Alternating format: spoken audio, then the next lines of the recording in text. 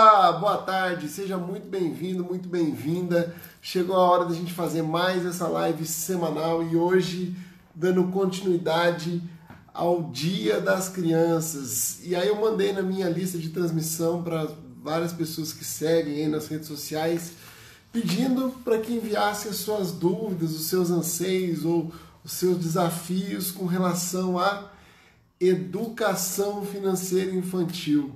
Ou seja, essa primeira idade, como é que a gente começa a falar sobre dinheiro, como é que as crianças percebem, né, o valor do trabalho, o valor do seu esforço, o valor do merecimento, por exemplo, ou também a questão das necessidades de tudo que você precisa fazer durante o seu mês e fazer a sua gestão.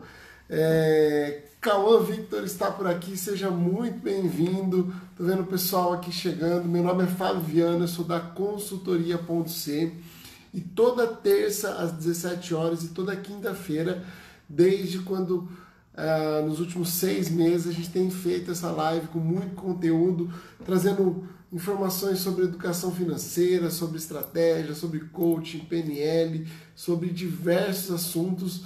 E vou te convidar a qualquer momento que você tiver por aí, se tiver alguma dúvida relacionada à educação financeira para as crianças, então coloque aqui a sua dúvida que eu vou respondendo aqui ao vivo. Bom, a gente está com bastante pauta aqui, ó.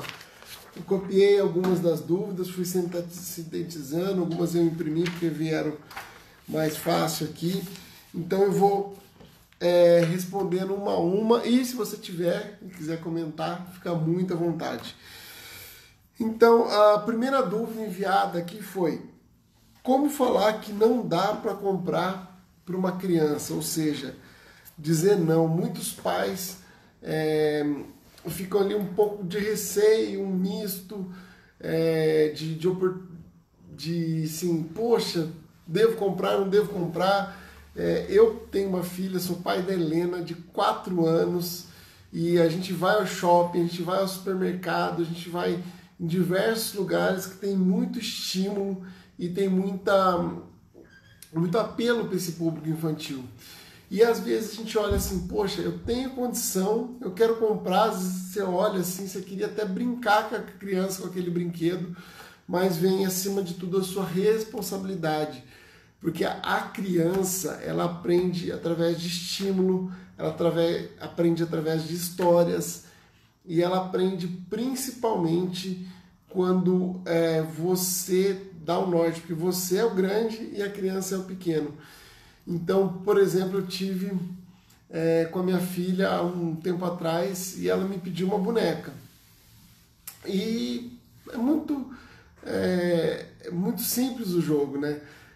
A gente tem que ter as datas certas para a gente comprar os presentes e a gente tem que ter os estímulos.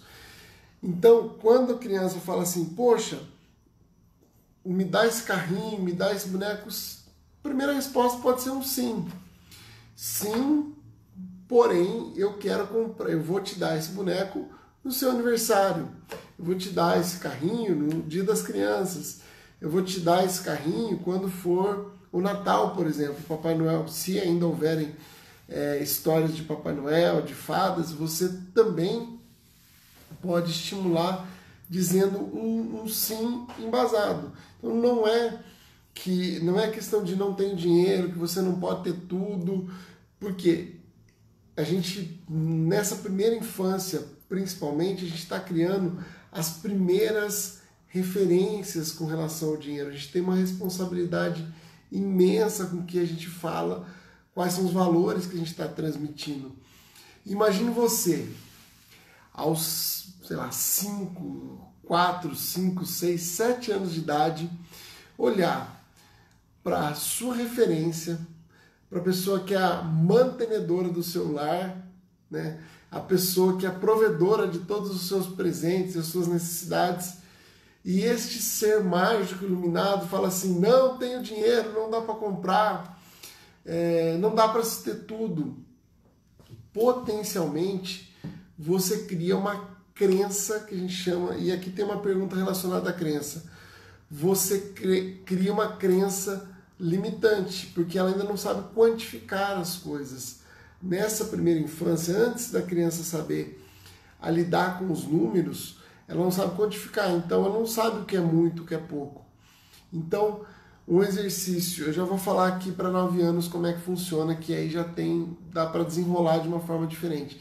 Mas na primeira infância, eu tenho que me abaixar, eu tenho que olhar nos olhos, eu preciso tomar conta do meu tom de voz, porque se eu elevo muito o tom de voz, eu sou grande, né? Fisicamente eu sou grande, a criança é pequena, eu falo para ela de baixo para cima, né? Não, eu não aguento, não pode comprar, você pede tudo, não sei o quê. Ela vai gerar medo, ansiedade, ela vai falar assim que o mundo adulto é terrível ou que o dinheiro gera tudo isso, né? Se eu pedir alguma coisa, eu vou gerar um transtorno ou eu vou fazer. E aí eu crio uma polaridade. E às vezes eu faço isso para chamar atenção, começo a pedir mais coisas para chamar atenção, ou às vezes eu deixo de pedir as coisas e eu acabo reprimindo emoções que são extremamente importantes. Aos 9 anos de idade, quando a criança, quando já é um pré-adolescente, né? Não vamos falar aqui que 9 anos de idade é criança, porque já não é mais criança, é um pré-adolescente. Já tem consciência, já sabe contar, já sabe valorizar as coisas. Então esse não, ele pode se tornar, ao invés de eu falar não tenho, não pode, não vou comprar, ele pode se tornar uma dinâmica. Então é isso que você realmente quer? Então vamos guardar dinheiro para isso? Vamos seguir aqui, você pode até fazer uma provocação. De repente, eu, aos 10, 12, 9 anos já dá para fazer isso também. Meus pais me ensinaram a trabalhar desde muito cedo. E como eu morava em cidade do interior, se eu quisesse o dinheiro para fazer alguma coisa, eu falava, então tá bom, você está me pedindo isso. Meu pai levava o carro aos finais de semana no posto para lavar e eu pagava determinado valor. Então ele trocou comigo, ele falava assim, Fábio, você realmente quer isso? Se você quiser, então você tem a possibilidade aqui de lavar o carro em casa e ao invés de eu destinar esse dinheiro para pagar no posto, eu dou esse dinheiro para você. Então você começa a mostrar que existem possibilidades de ganho, de fazer renda, que existem caminhos, como a gente tem caminhos na vida adulta, existem caminhos para que a criança faça a sua renda, sua pequena renda, sua mesada. Pode ser uma mesada voluntária, pode ser um patrocínio, mas aqui eu tenho uma pequena dica. Não pode ser ligado, não deve, aliás, essa remuneração extra ser ligada a coisas cotidianas, coisas que ela teria que fazer já do dia a dia dela. Por exemplo, lavar o carro não é de uma rotina de uma criança de 10, 12 anos. A rotina da criança é arrumar a cama, recolher a roupa, ajudar a manter as luzes apagadas, tomar um banho rápido. Isso são tarefas de rotina e elas não devem ser remuneradas, segundo dizem os especialistas. A gente potencialmente remunera aquilo que é o extra, quando ela está se doando um pouco a mais e que foge desse centro de prioridade essencial. Então, que já vai para um supérfluo. Então, o não, ou melhor, ele pode se tornar um sim e ele pode vir com uma condicionante. Tá ok, a gente veio no shopping hoje, eu quero um sorvete. Tá bom, mas a gente veio no shopping aqui para comprar, para pagar, para fazer alguma coisa, para ir num brinquedo. O que você prefere, o sorvete ou um brinquedo? Você pode tomar o seu sorvete desde que você abra mão de alguma coisa. Eu faço muito, minha filha tem 4 anos, tá? Ela é bem cotoquinha, mas ela já entende tudo, a partir de 2 anos e meio, 3 anos, e quando ela não lembra, né, a gente repete, a gente fala algumas vezes. Então eu já faço a condicionante, falo, hoje nós vamos no mercado, é dia de comprar fruta, quais são as frutas que você quer? Ah, papai, eu quero a banana, eu quero a maçã, eu quero a uvinha. Oh, legal, então a gente vai lá. E às vezes ela chega e tem um estímulo externo. E eu relembro ela, eu falo, ó, hoje é dia de comprar isso, não é dia de fazer aquilo. E ela, ah, é verdade, lembrei, enfim. E aí ela vai se estimulando, ela vai se sentindo pertencente ao processo. Porque não é só um processo financeiro. Isso que os pais eles têm que ter mais consciência de que não é um processo financeiro, do quanto eu ganho, e sim muito mais do como eu gasto, de quais são as nossas prioridades. Para quem está chegando agora, estou falando um pouquinho de como falar não para comprar uma coisa. Como dar um não para um filho, né? Na verdade, a gente pode, ao invés de usar o não, usar o sim. Se você tiver a sua dúvida, vai deixando aí de como a gente consegue fazer esses estímulos. Márcio Nami, Grande Mestre, Giz Oliveira, Nandão Casa do Grafite, tem mais um pessoal aí que está acompanhando. Bom, essa é uma questão. Aliás, vou fazer uma propaganda aqui, ó. Esse desenho do Divertidamente, que eu estou aqui usando como cenário hoje, foi um grafite feito pelo Nandão aí, Nando. A gente sempre usando cenários. O Nando é o responsável pelos nossos grafites aqui na Ponte C. Bom, aí vem uma questão. Eu fui anotando aqui e fui desdobrando as questões.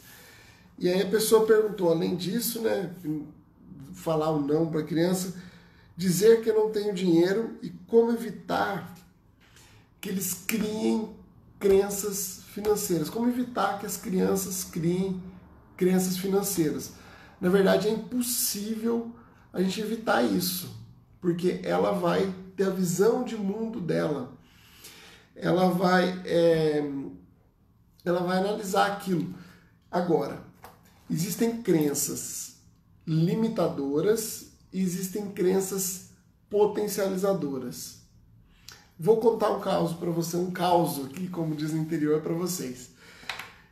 Eu tinha um pai que era bastante poupador, sabe? Só que ele pegava na minha mão, ele juntava moedinha, ele traçava sonhos, metas, e eu olhava para aquilo, uau, dinheiro é legal, dá para falar de dinheiro. O que eu vou fazer? Eu vou criar uma crença potencializadora na questão de fazer investimento, de ter sonhos, de ter metas. Isso é legal pra caramba. Mas, de repente eu tive um pai e ele não tinha uma comunicação da maneira que eu gostaria que ele tivesse. Ele até guardava dinheiro, mas ele era mais truncado, assim, sabe? E aí eu vou criar uma crença limitante, porque eu vou achar que o dinheiro é ruim, que o dinheiro tira a privacidade. Eu vou falar assim, sabe? Meu pai nunca viajou, meu pai nunca curtiu a vida, meu pai nunca isso, meu pai... Quando eu fico nesse nível, né, de julgamento, eu vou fazer o exato oposto. Então, o que eu faço? Aliás, eu vou melhorar aqui a colocação, né? A questão não é evitar crenças financeiras, e sim criar crenças financeiras potencializadoras. Eu trago a criança para participar comigo, eu vou fazer estímulo, eu vou propor jogos. Uma coisa muito relevante que eu sempre indico são jogos de tabuleiro, por exemplo.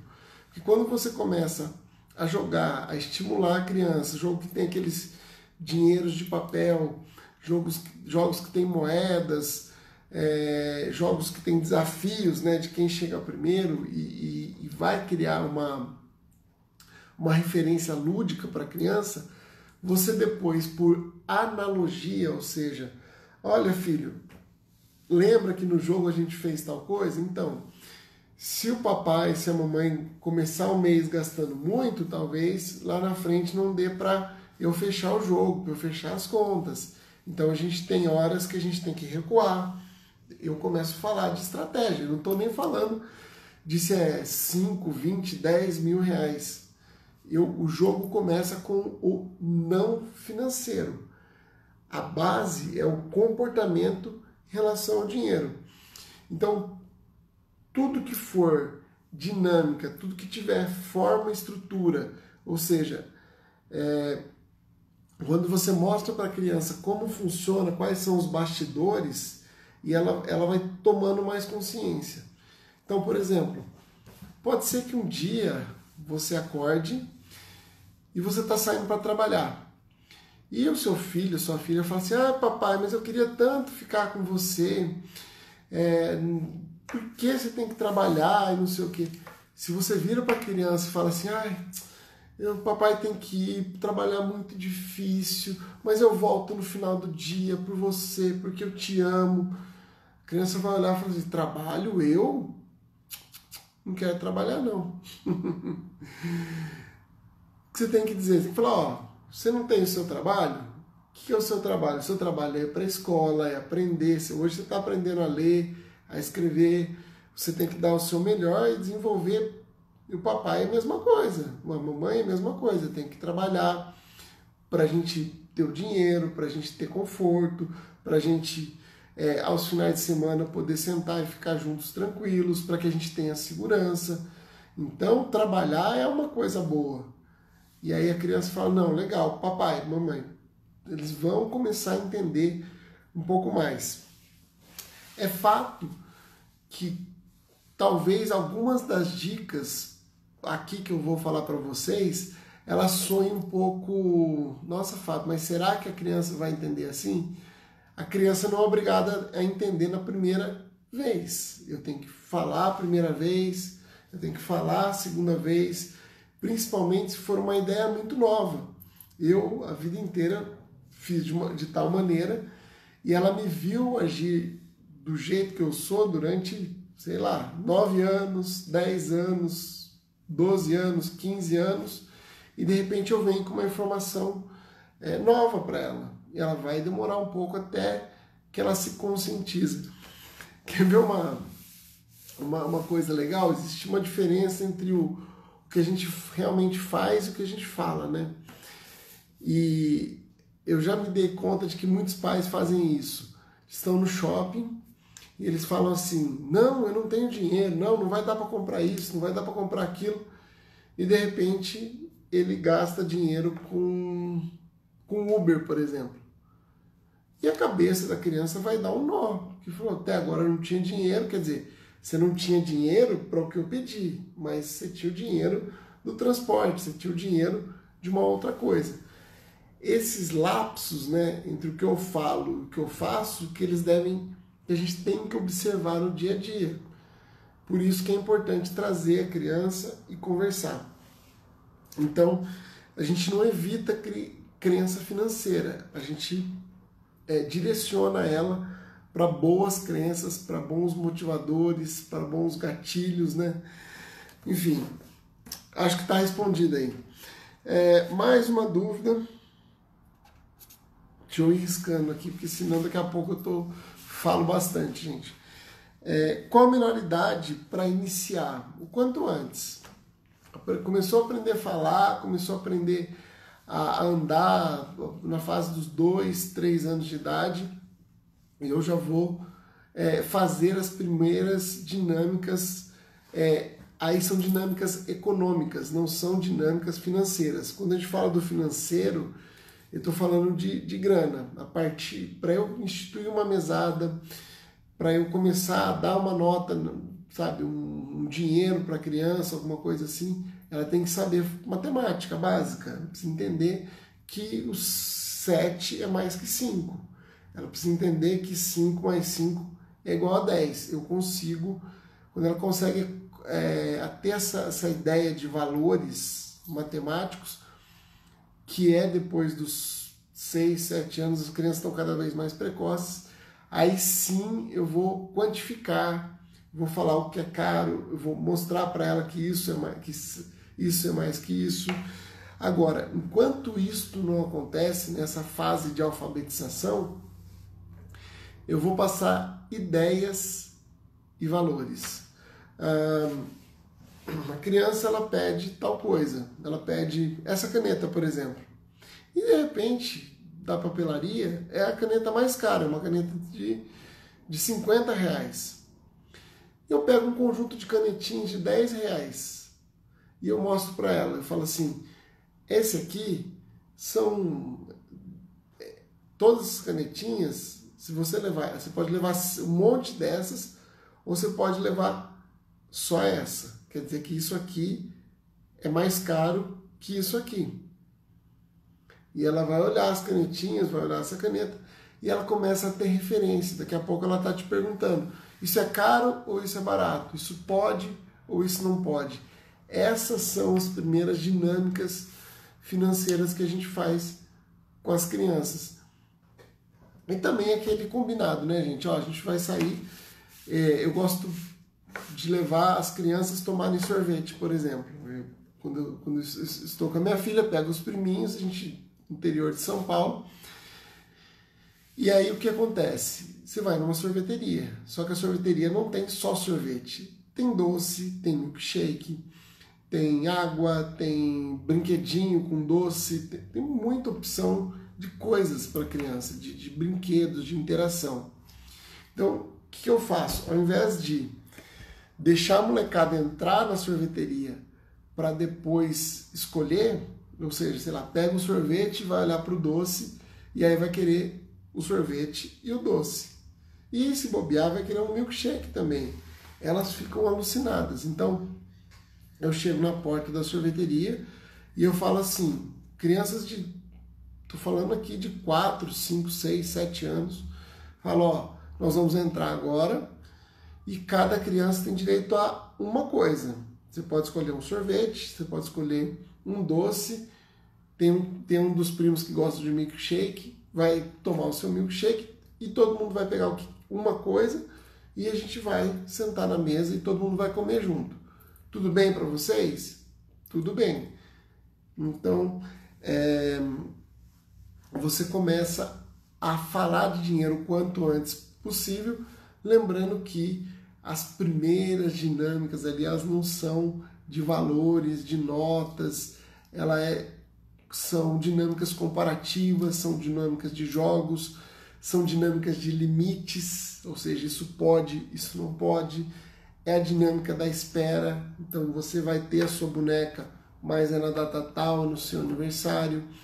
Você, por referência, você vai trabalhar a ansiedade, os hábitos, o poder de escolha. Você vai trabalhar muita coisa bacana nesse momento. Ai, ai, ai. Próxima questão aqui. A gente está indo bem.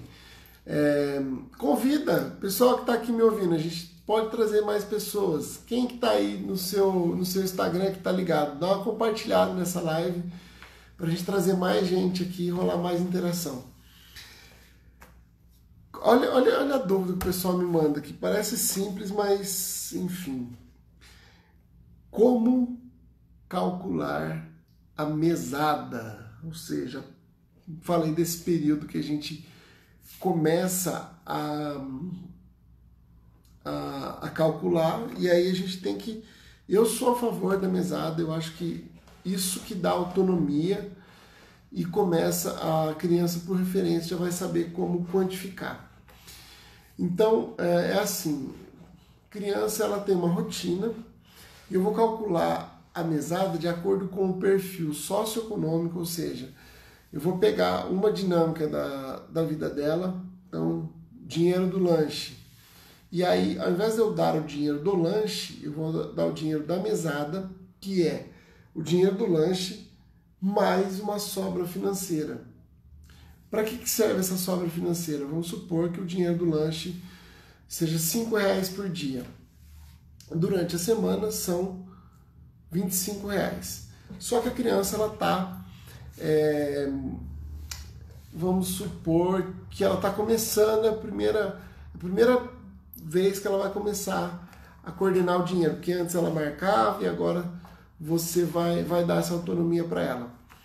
Então você vai, aos poucos você vai deixando mais elaborada a mesada, mas no começo é assim, eu sei que o custo de vida dela, o que ela precisa, né, o dinheiro que ela precisa é R$5, então eu posso dar, vamos supor, o dinheiro de 2 ou 3 dias, mais uns R$2 ou R$3. Então, você vai dar a mesada na segunda e na quarta-feira, por exemplo. Então, segunda e terça, R$10, quarta, quinta e sexta, R$15. Aqui você pode dar R$20 e aqui você pode dar os 15 e vai sobrar mais 5 no final de semana, que é o dinheiro da poupança, que é o dinheiro do investimento, que é o dinheiro do doce, que é o dinheiro que você vai estimular ela a guardar. Então, ao invés de R$25 na semana, você vai dar 30. Só que vai ter que ter vai ter uma sobra. E vai ter que ser no começo para 2 ou 3 dias. A criança teve segurança, né? Ela conseguiu entender essa rotina, ela conseguiu sobrar com R$5 na quarta-feira. Ok, aí você vai estendendo, você vai dar a semanada. A partir do momento que ela conseguiu seguir com a semanada, que ela está guardando dinheiro, eu vou para mesada. E aí na mesada eu paro. Então o que é o perfil socioeconômico? É o dinheiro que ela precisa para fazer alguma coisa da rotina dela, mais alguma sobra ali, talvez 10, 20 ou 30%. Não precisa ser muita sobra, mas não pode ser um dinheiro que seja muito justo, porque senão ela é um dinheiro para gastar. Você tem que treinar o cérebro dela para fazer o seu consumo e ter um dinheiro do investimento, porque quando vier o salário, a referência já vai estar criada ali, fica muito mais fácil dela começar a se organizar. Ah, Fábio, mas ela ainda não tem rotina e ela já tem necessidades e desejos. Tem vários livros, muitos vídeos falando aí na internet. Então eu posso escolher também, definir um valor, mas tem que lembrar que todo dinheiro tem que ter nome e sobrenome. Então se você, sei lá, tem uma boneca X que vocês querem colocar a meta dela comprar a boneca, comprar a bicicleta, comprar um carrinho, comprar um tênis no aniversário. Então você faz a conta, seja R$100 que tem que chegar no aniversário. Então você dá uma distribuída nesse dinheiro com alguma sobra. Então lembra, é o dinheiro que precisa fazer mais um 10, 20% ali que seja uma sobra. E ela vai gerir esse valor por algum tempo. Então, esse é mais ou menos um dos métodos para calcular mesada. Bom, seguindo em frente, como calcular uma boa educação financeira? Como proporcionar uma boa educação financeira? Primeiro jeito de proporcionar uma boa educação financeira é sendo um exemplo, sabe? Organizando o seu dinheiro, não deixando papel jogado, enfim. Agora, a gente tem muito conteúdo disponível hoje. Então, se você tirar um tempo durante a semana, na nossa plataforma, no Safe, que é www.safe.consultoria.c.com.br/oficial, tem o link na bio aqui, nós temos 7 GBs gratuitos de educação financeira. Tem para a primeira idade, que você conta mais histórias, que é do 0 até os 3, 4 anos, que é muita imagem e algumas mensagens sobre o dinheiro. Tem a questão dos 4 aos 7 anos, que já tem livro com atividade, tudo gratuito, você pode baixar lá. Então dedica um tempinho por semana para você falar sobre o dinheiro. O dinheiro não é o centro de tudo, mas é uma ferramenta, né? É um acessório que vai te proporcionar segurança, que vai te proporcionar o que você almeja na sua vida. Então, tirar um tempinho por semana. Já falei aqui dos jogos de tabuleiro, muito interessante. A gente tem aplicativos que trabalham isso para crianças, também é uma forma. Primeiro contato com o dinheiro sempre é um contato mais com dinheiro físico. Então, entregar o dinheiro, falar da importância do dinheiro, mostrar que é um recurso, que ele tem uma destinação, e também na forma que você gasta o seu dinheiro vai ser refletido com certeza na sua vida financeira, na vida financeira do seu filho. Bom, Vamos lá. Qual a melhor forma de investir / criar poupança para os seus filhos? Bom, aqui no Brasil a gente tem criado agora essa questão da poupança, essa questão do investimento. A gente ainda está, talvez acho que nos últimos 4 ou 5 anos, falando disso de uma forma mais aberta. Lembra que o filho ele está no seu sistema ali, né? Então, em PNL a gente sempre fala que é melhor alguma ação do que a melhor intenção, né? Do que nenhuma ação.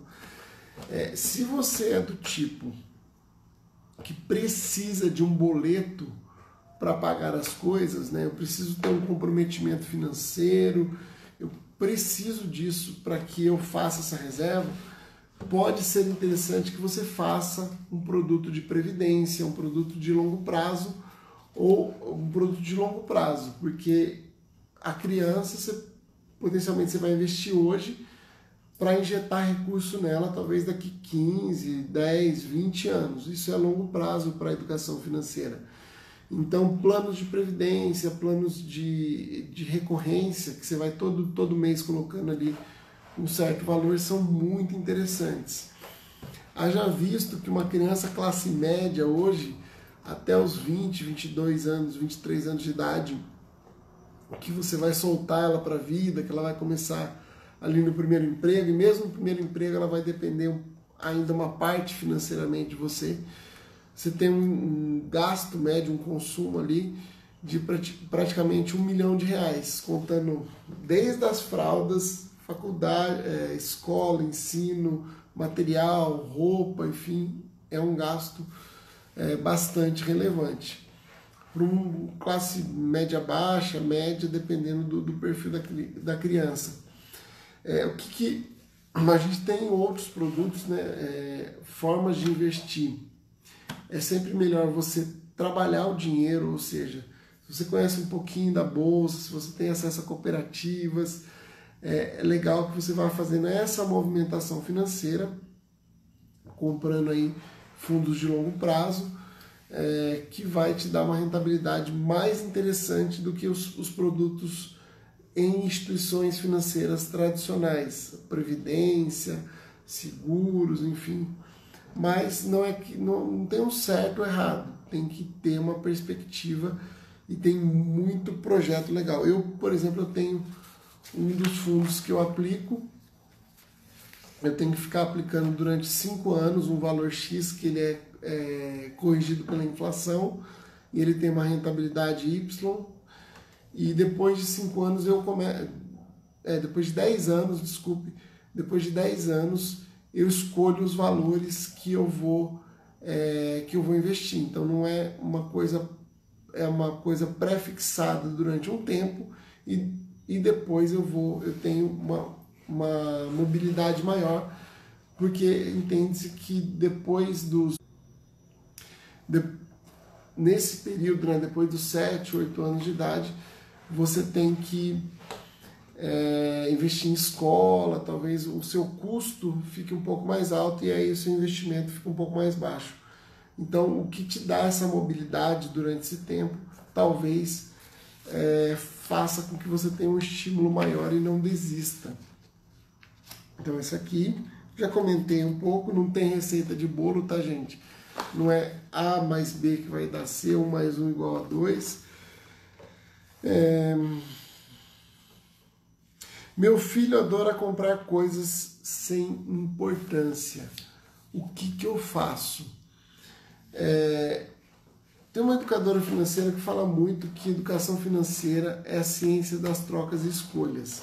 Então eu preciso ensinar ele a começar a fazer escolhas em determinado ponto. Tem muito brinquedo, tem muita coisa acumulando que ele não dá atenção, que ele não dá carinho, que ele não está efetivamente brincando, ou ele está quebrando muita coisa. Eu preciso rever essa rotina dele. Então, se ele chega e quer mais alguma coisa, você fala, não, peraí. Então, ou você vai abrir mão de algo que você já tem, ou a gente precisa organizar melhor, ou você precisa escolher uma dessas coisas, eu preciso dar limite e dar consistência nessa, vamos chamar assim, naquilo que é dele. Então, às vezes, crianças, né, elas têm uma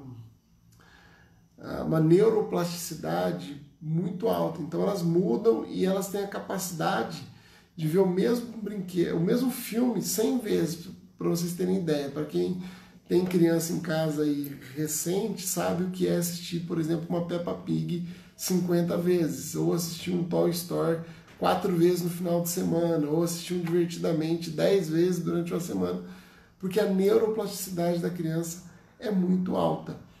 Eu preciso estimular e fazer com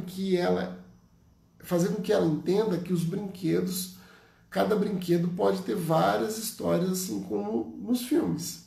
Não é um enjoeio do brinquedo, mas talvez você tire alguns brinquedos, depois você devolve, sabe? Fazer uma gestão daquilo que ela tem acesso e o que ela não tem acesso seja um bom caminho para reciclar e renovar esse carinho, esse empenho, essa dedicação que ela está tendo pelos brinquedos. E se ela está querendo comprar demais, pode ser um gatilho de ansiedade. O que está acontecendo, né? Às vezes ela também está usando isso como subterfúgio para mostrar aquilo que acontece no inconsciente dela. Então eu preciso, para que a criança não queira mais comprar coisas sem importância, mostrar a importância das coisas que ela já tem. Definir limites e talvez fazer uma dinâmica que vá reorganizar esse dia a dia, essa disposição dos brinquedos, para que ela tenha fluidez e valorize aquilo que ela já tem até hoje. Essa aqui é boa também. Quando digo que não tenho cartão, que não tenho dinheiro, a minha filha diz que eu tenho cartão. O que eu devo fazer? Como eu disse no começo da live aqui, não é falar que não tem dinheiro, é mostrar que existe limite para as coisas. E é engraçado, né? As crianças, elas associam super rápido essa questão do dinheiro físico do dinheiro virtual, porque o cartão ele passa a ser um objeto mágico. Você não tem dinheiro físico, porque ela vê o dinheiro, e o cartão ela vê que você pode passar quando quiser, porque você fisicamente não fica sem o cartão. Então eu vou fazer igual um bom médico, né? Eu vou receitar uma profilaxia, ou seja, um tratamento antes da doença. Começa a falar sobre o cartão de crédito. O que é esse cartão de crédito, esse cartãozinho mágico que você apresenta quando os sonhos são colocados ali a sua conquista? Explicar que existe um mecanismo. Olha, isso aqui é um cartão de crédito. Quando o papai trabalha, quando a mamãe trabalha, o dinheiro ele não vem todo para casa. Ele vai para o banco, que é um lugar onde todo mundo guarda o dinheiro. E aí, quando eu passo esse cartão aqui, eles tiram o dinheiro que eu coloquei lá no banco, que é o dinheiro que eu trabalho. Então, eu consigo ver aqui no meu celular, você pode até mostrar o celular, quando tem dinheiro, quando não tem dinheiro, porque o cartão é só uma ferramenta, né? Como se fosse uma varinha mágica. E, gente, criança aprende muito por metáfora. Qualquer possibilidade que você tenha de fazer alusão a alguma história que ela ouviu, é uma chance de você fazer com que ela aprenda. Então você pode, por exemplo, brincar, né? Não tem lá os Smurfs que tem uma poção mágica que toma. Então se ele tomar tudo a poção mágica, ele fica sem para depois. E esse cartão também, se eu passar muito ele, eu fico sem depois. A fada não tem a sua varinha de condão que faz mágica, mas se ela perder essa varinha, ela não pode fazer mágica. E se a mamãe e o papai gastar demais, ela vai acabar perdendo o cartão. Então, esse tipo de analogia cai como uma luva no inconsciente. Buscando, o mais legal é buscar sempre exemplo positivo, coisas que façam mais sentido. Então, se eu guardar a minha mágica por mais tempo, eu consigo fazer uma mágica ainda melhor.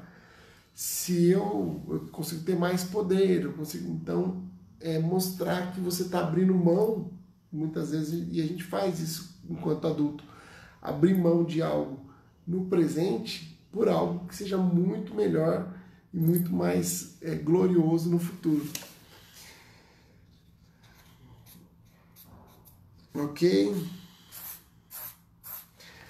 Aqui uma pergunta que tem a ver também com o Dia das Crianças, né? Meu filho tem 8 anos. Ele já pode escolher o brinquedo?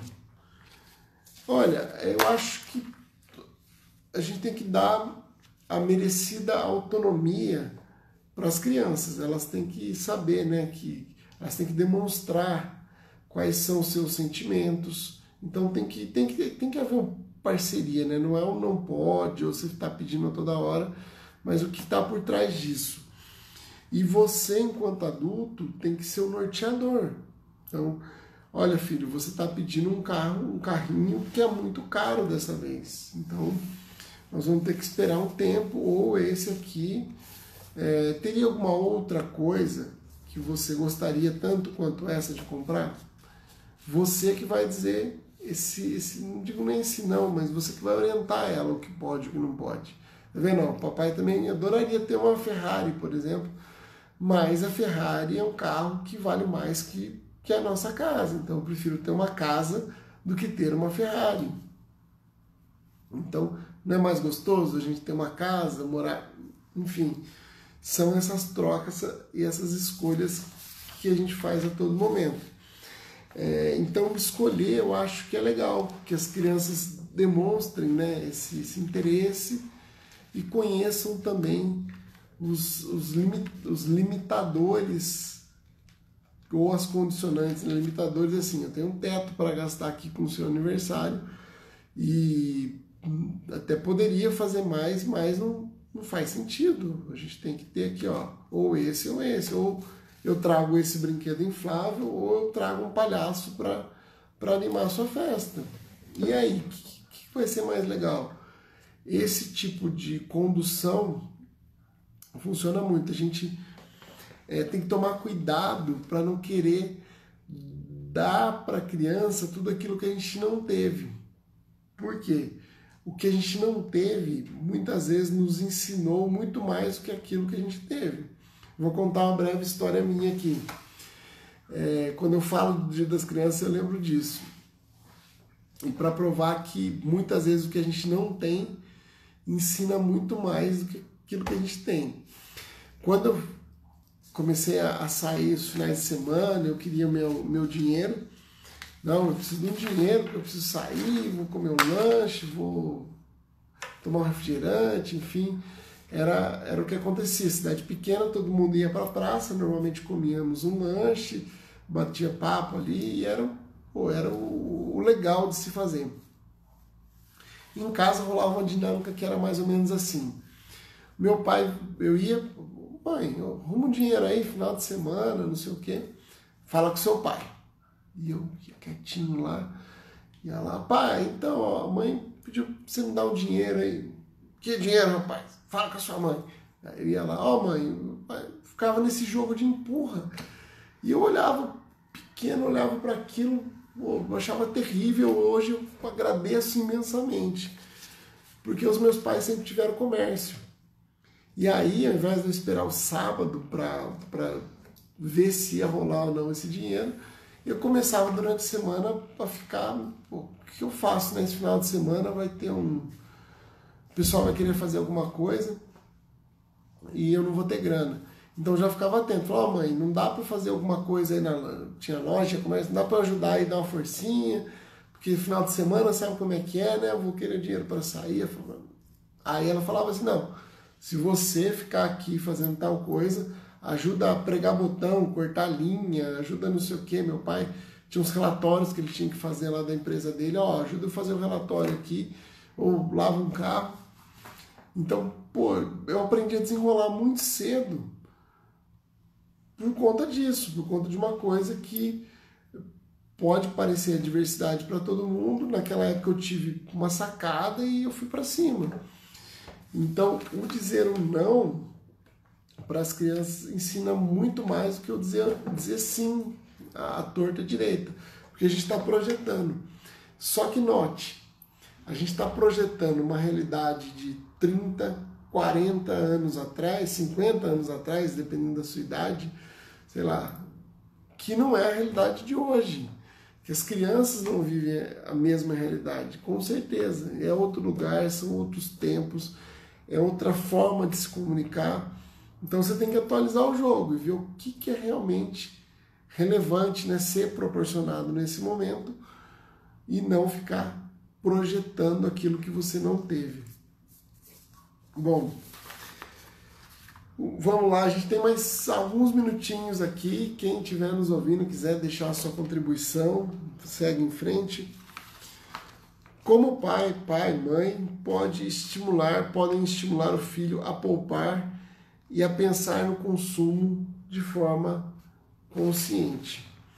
Existe uma diferença entre consumo e consumismo. E muita gente acha que essa diferença, deixa eu já anotar aqui, que essa diferença se dá em comprar coisas caras, né? Nossa, fulano é consumista, comprou mais um sapato. Nossa, fulano não sei o que, comprou um carro caro, olha, tá vendo? Foi viajar de novo. Consumista, não tem nada a ver com isso. Consumo é aquilo que é necessário para viver: transporte, segurança, vestimenta, moradia, água, luz. Agora, mesmo aquilo que eu preciso para ver, aquele item, eu posso ser consumista nele. Então, tomar um banho demorado é consumismo, comprar muitos pares de sapato é consumismo, comer muito além da conta é consumismo. Eu não como para me alimentar, parece que eu como para tapar um buraco de ansiedade que está dentro de mim. A maneira que eu descarto as coisas também, se eu compro muita embalagem, eu estou descartando muita coisa. Então, o estimular o filho ao consumo consciente é mostrar para ele que ele tem que cuidar bem dos brinquedos, porque se furar a bola, vai ter que comprar outra bola. Se tomar banho muito demorado, é muita água que gasta e é muita energia que gasta. Se você passar, derrubar muita comida, enfim, todos esses gatilhos, esses pequenos gatilhos do dia a dia, você já consegue demonstrar o que é um consumir de forma consciente. E aí tem um tipo de mesada, dependendo da idade do filho, que dá pra gente fazer. Como é que chama? A gente chama de acho que é mesada sustentável o nome dela. Que é o seguinte: você, quando o filho já sabe contar, já sabe desenrolar essa parte da matemática, você apresenta as contas de consumo da casa, ou seja, água, luz, conta de internet, tudo aquilo que quanto mais você gasta, maior vem o consumo, e você mostra para ele, fala, ó, veio R$100 a água e veio R$200 a conta de energia. Só que, ó, todo mundo tomando banho demorado aqui, você também, não sei o quê. Se a conta, o mercado, a gente está gastando muito no mercado também, está gastando R$600 no mercado. Se você ajudar a gente a economizar, não vai deixar mais luz acesa sem ter alguém no cômodo, começar a tomar banho rápido, essas contas aqui, mês que vem, vão vir menor. E o que vier menor de diferença, eu vou te dar como prêmio. Faz a lista de compra do supermercado pra gente, ajuda nessa primeira... essas primeiras interações que vão fazer muito mais sentido, e aí o que sobrar no final desse mês eu vou te dar como recompensa. Isso é um tipo de mesada que pode ser implementado. A gente pode chamar de vigilantes do lar, alguma coisa assim. Que argumentos a criança costuma usar para convencer os pais? Hoje, as crianças passam um bom tempo no celular e com o YouTube, com tudo, elas estão cada vez... Minha filha de 4 anos tem um vocabulário que, Deus me livre, ela fala tudo, ela se expressa super bem. Esses dias ela estava brincando de blogueirinha, ela falava todo o roteiro de entrada de curte aqui, deixa o seu like, eu vou te mostrar não sei o que, toda interativa, e as crianças estão muito assim, não é porque é minha filha, mas tem muita interação que vai ajudando, né, nas sinapses, nas interações. E as crianças hoje também, de 9, 10, 11 anos, os pré-adolescentes também têm muita interação. Então, a questão não é o argumento, né, porque elas têm bons argumentos. Ela pode te apresentar o argumento, você agradece e fala, estou sabendo. A gente não precisa ter ansiedade de responder a criança no momento. Você fala, vou pensar, deixa eu ver se eu consigo uma condição melhor, um preço mais adequado. Tem a questão das datas, tem a questão de você cada vez, você se lembrar que você é o grande e você está no comando. Por mais que seja um argumento assim, muito legal, se você for comprometer saúde, estrutura financeira, se for comprometer o seu relacionamento com a sua esposa ou com o seu marido, não é algo que vale a pena. Então, voltar a conversar, né, quem são os grandes da relação, e voltar a falar, ainda não é o momento, a gente não pode fazer isso, e muitas das vezes não cabe nem a gente negociar com a criança. É um não, e você vai ter que entender. Cada um desses sentimentos, eu quis gravar a live aqui, o medo, o nojo, o nojinho, aqui atrás de mim está o raiva, a alegria, a nojinho, a tristeza, enfim, o medo. Ele tem uma serventia no nosso dia a dia. Se eu consigo lidar com isso, né, se a criança tem eu não vou chamar nem de pequena frustração, mas de frustração controlada, muitas vezes ela vai melhorar o argumento dela e é o que vai fazer um estímulo para uma mudança.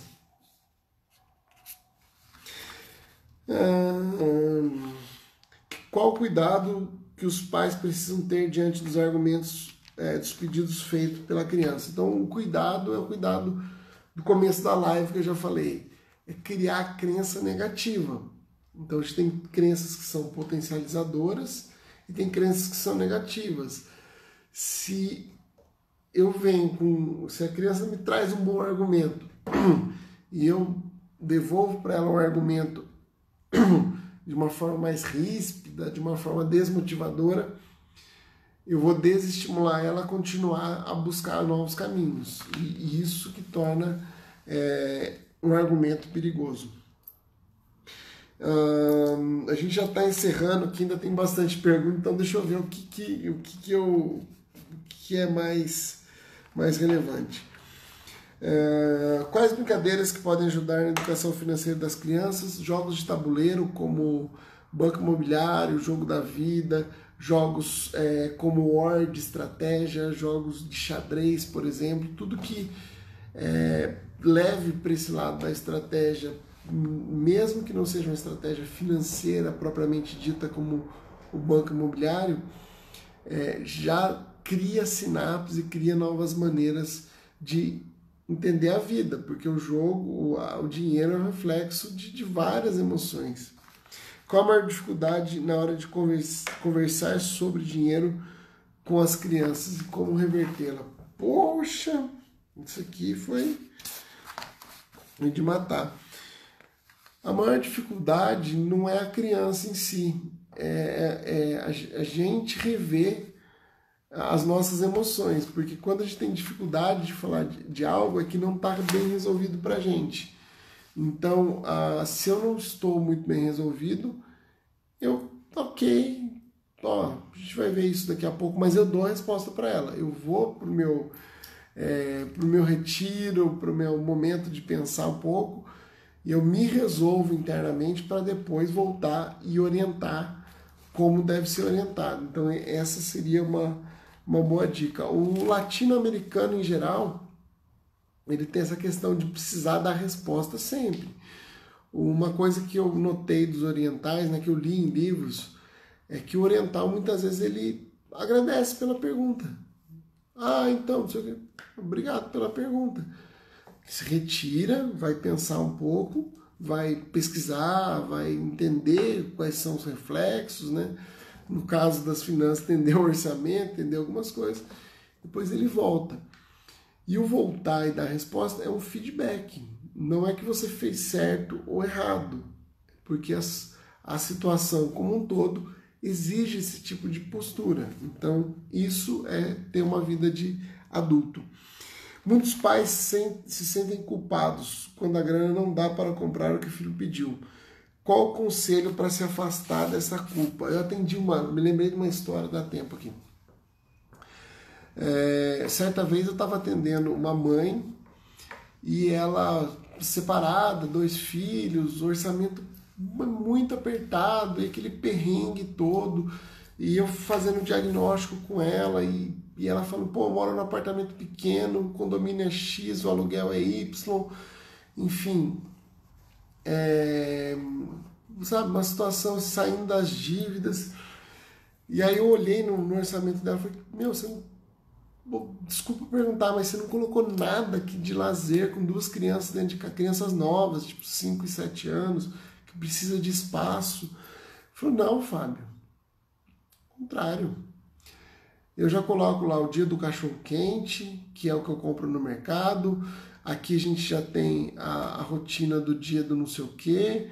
Então, que o dinheiro, que eu aprendi com ela ali, na hora que ela começou a falar que tinha o dia do cachorro quente, que era o dia que tinha um dia que eles faziam às vezes pizza, às vezes coisas, mas já estava na compra do mês do material. Falou, ó, a gente gosta muito de pintar, gosta de desenhar junto, a gente gosta de...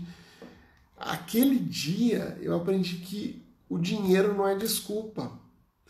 Dinheiro não é desculpa, não se sinta em momento algum arrependido. Dinheiro não é desculpa. Passa mais tempo com seu filho.